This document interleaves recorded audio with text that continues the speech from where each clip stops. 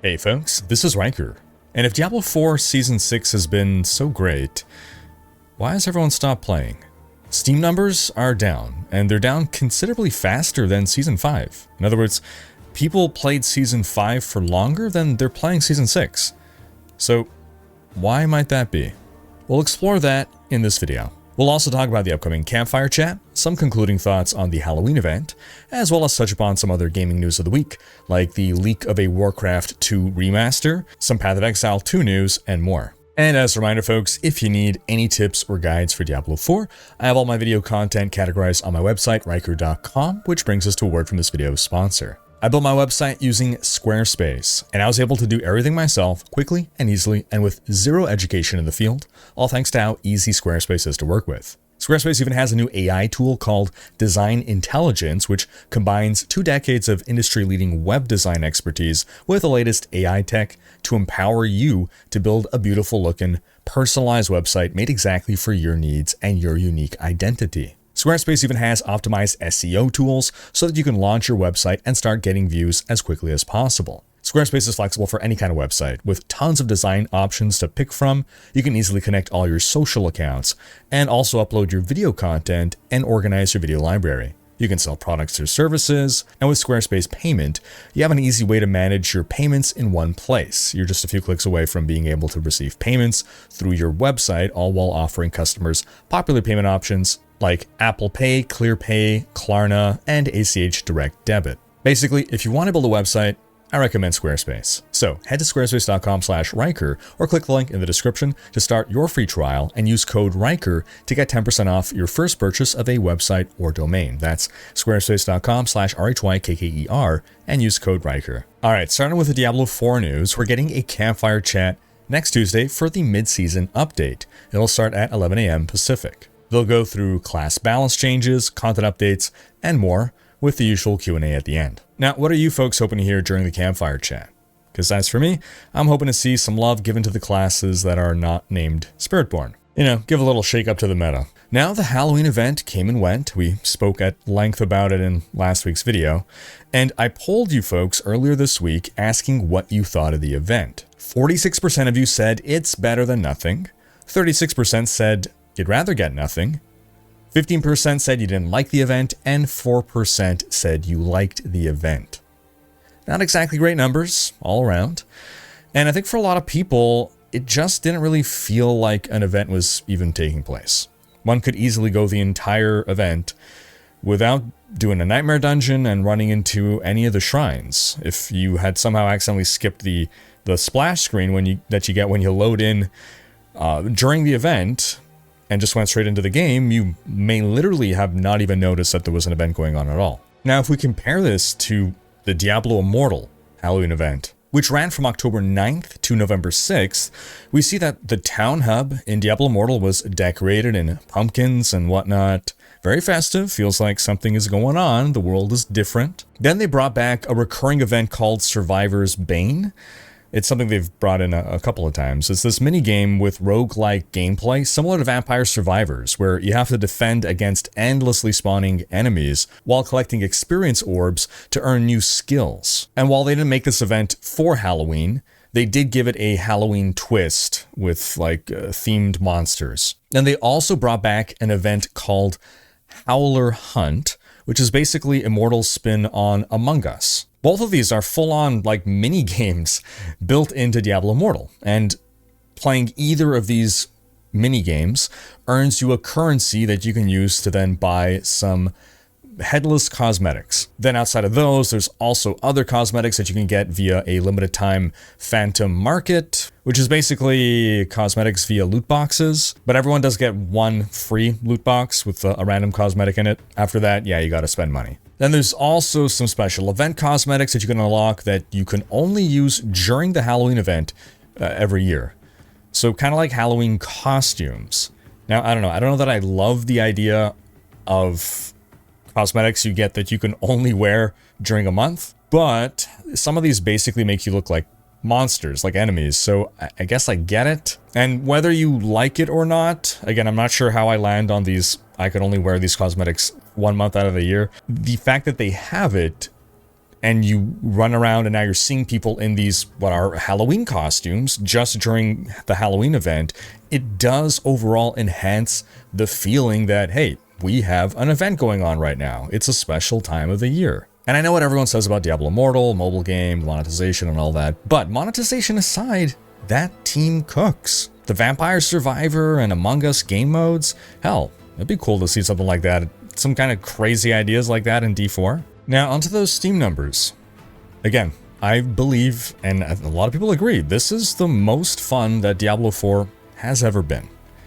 But it's looking like Season 6 actually has worse retention than Season 5. And we're talking both on a relative and an absolute scale. If we look at the Steam charts, and yes, we have to acknowledge that the Steam population represents a small fraction of the overall Diablo 4 player base, so it could be, theoretically, that the Steam player numbers and their concurrent ebbs and flows do not represent the player base at large, but these are the only numbers we can work with. And again, if we're looking at the Steam charts, we see that 4 weeks into Season 6, we're down to only 32% of the peak concurrent players that we saw at launch. Now compare that to Season 5, where 4 weeks in, we still had 76% of people playing, which that 76 is actually an incredibly impressive number. If you look at the competition, maybe we're looking at like 50% retention about a month in. 76 is staggeringly good.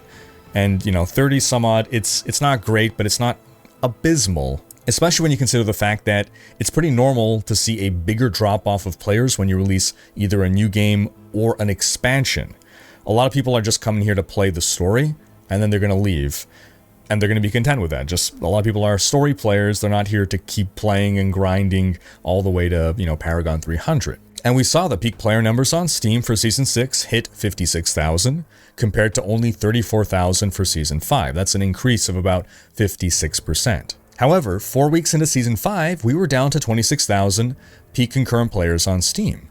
4 weeks into Season 6, we're down to 18,000. So, however you look at it, people are definitely dropping off faster this season. And again, the question is, why? The progression overhaul is an improvement to the game. The new systems are great. The Spiritborn is super fun. So why are people leaving sooner? Well, I have a few guesses.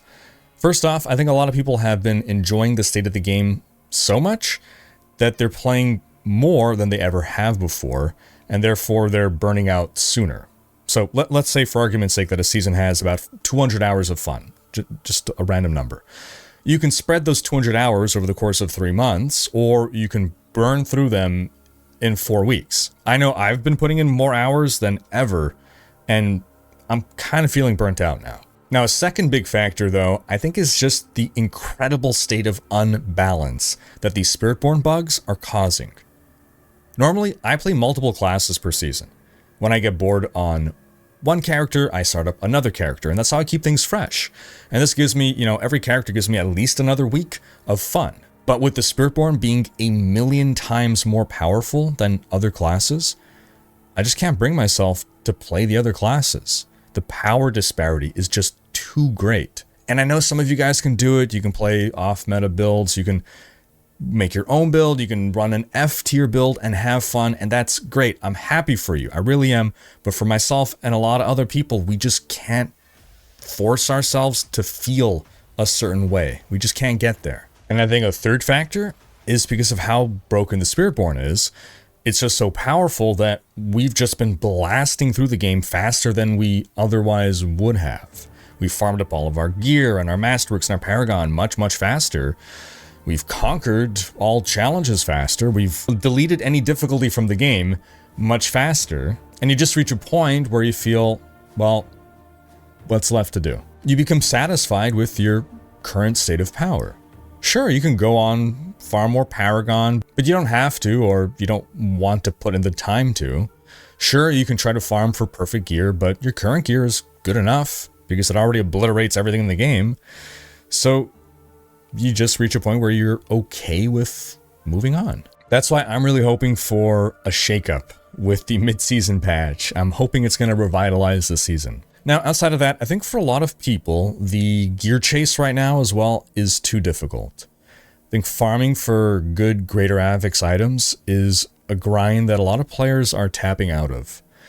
Now, could be that the drop rates are tuned a bit too low currently, either that or we need more protections for multiple Greater Avix items rolling well. By the same token, though, I do think it's important for the game to not become too easy, and it's just an incredibly difficult balancing game that the devs have to play. If it's too easy to power up, then, well, we're all done with the game in a week, which means that we had 1 week of fun, but then we have 3 months of nothing. But then if it's too hard to gear up, then people just burn out, stop having fun, and they give up at some point. And the devs have to find just the right difficulty to keep you chasing long enough to maximize your fun. But the biggest problem is everyone has a different threshold here. And so the devs have to figure out how to set the rates that maximize the fun for the greatest amount of people. And that means that things will be too hard for some players all the way on one end of the spectrum, and they're going to give up. And that means it'll also be too easy for players on the other end of the spectrum who are going to farm up everything really quickly and then move on to other games. But finding the precise balance point for your player base, that's really hard. And I think they're still going to be trying to dial it in for a while. So that's obviously some of the most important stuff that the devs have to consider and think about and work on right now. But super easy, fast, small thing. Little quality of life suggestion. When we're re-rolling an affix, can we have the default selection be no change? Whatever the original intent of the design, the way we use enchanting in practice is not to roll once and go, ooh yeah, I like that, I'll stick with that. We re-roll multiple times, we're looking for a specific affix, and we're clicking no change, no change, no change, no change, no change. Which on a mouse isn't the end of the world, but on controller it's even worse, so it would just be a nice little UX change to default the selection to no change. In other news, it looks like Blizzard has a remaster of Warcraft II in store to reveal for the Warcraft 30th anniversary event. Spotted on Blizzard's content delivery network is a mention of Warcraft II Remastered internal alpha. Also, ex-user Steven has data mined these images here. So, pretty conclusive. We know that Blizzard is planning to have a stream on November 13th to celebrate Warcraft's 30th anniversary, which they promise will include something for everyone, from old Warcraft fans to new. I'm an old Warcraft fan. I never really got into WoW, I'm just not into MMOs, so a Warcraft II remaster would definitely be something for me. The StarCraft remaster was great, as was the Diablo 2 remaster. Yes, Warcraft 3 Reforged was a fail, but I imagine they've learned from that and will likely lean on the StarCraft remaster treatment for Warcraft 2. I'm excited for this one, but we'll know for sure on November 13th. And before any of you get even more excited, the odds of a Warcraft 4 reveal, yeah, not happening. No RTS game has been greenlit by Blizzard in years. Jason Schreier confirmed this in his latest book here. Now, I do believe that now that Microsoft has bought Blizzard, yes, Microsoft does want to be in the RTS space. And I do think Warcraft 4 is a possibility now, but it would be at best in early concept phases now, if we're even there at all. And there's no way that they would reveal it so early. Blizzard does their reveals when a game is maybe 3, max 4 years away, not 5+. Then in some Bioware news, in a recent interview with the Rolling Stone, it has been confirmed that Dragon Age: The Veilguard will not receive any DLC. And this has nothing to do with the game's reception or sales. They had already stated months ago that there were no plans for DLC, and they wanted the game at launch to be a complete experience. And what was specifically said in the interview is that BioWare's full attention has shifted entirely to the next Mass Effect, though Veilguard players can still expect quality of life improvements and other small updates as per IGN. Then in that same Rolling Stone interview, Dragon Age creative director John Epler hinted that we should not be expecting any remasters of Dragon Age 1 or 2, because those games were made on a proprietary engine, and there's only about maybe 20 people left at BioWare who know how that engine works. Dragon Age 1 and 2 were made on BioWare's Eclipse engine, which no one has used in over a decade at this point. Starting with Dragon Age Inquisition, BioWare moved the franchise to the Frostbite engine. And as for the Mass Effect games, those were made on the Unreal Engine. Honestly though, if there really would have been enough of a desire to invest into this project, they could outsource it the way Blizzard basically outsourced the Diablo II Remaster to Vicarious Visions, now Blizzard Albany. I mean, sure, it would be difficult to do, but so was Diablo II Resurrected. And this is a problem that you can just throw resources at. With enough time and money, people could figure out how to do it. The question is, do they want to spend that money?